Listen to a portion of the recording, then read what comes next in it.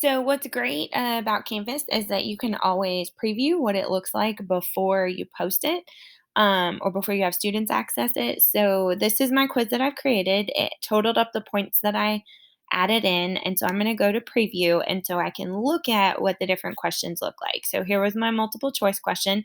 I also use this to check my answers to make sure I typed in the correct answer. So, I'm going to go ahead and do the questions. So key is on Thursday. My key leader is Davis. Um, Davis has Foster. Yoakley has Newcomb.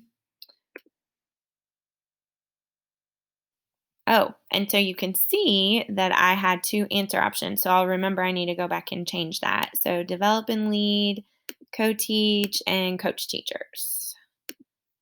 Hopefully those two aren't marked correct as well.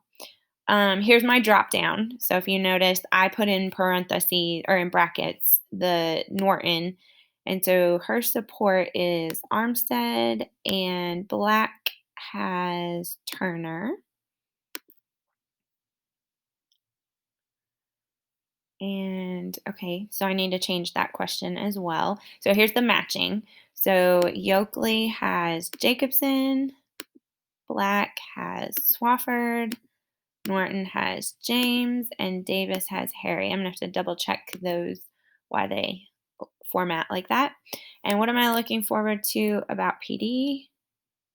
It's not letting me. There we go. All of it. Whatever I'm gonna say, and I'm gonna submit my quiz.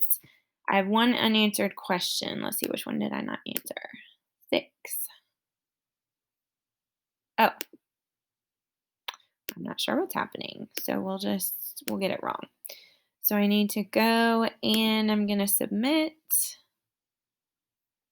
And I can see which ones I got right. So I put the correct answer in there because I always make mistakes. This shows all the answer options that I possibly typed in. I got those right. I got that right. Um, oh, I got this one right as well. Well, that's good. And so 11 out of 16, my only 5 points come from this that are not graded, but this is what the student would see when they take this quiz. So now I know which ones I need to go back and fix and adjust, or if I put an answer in wrong.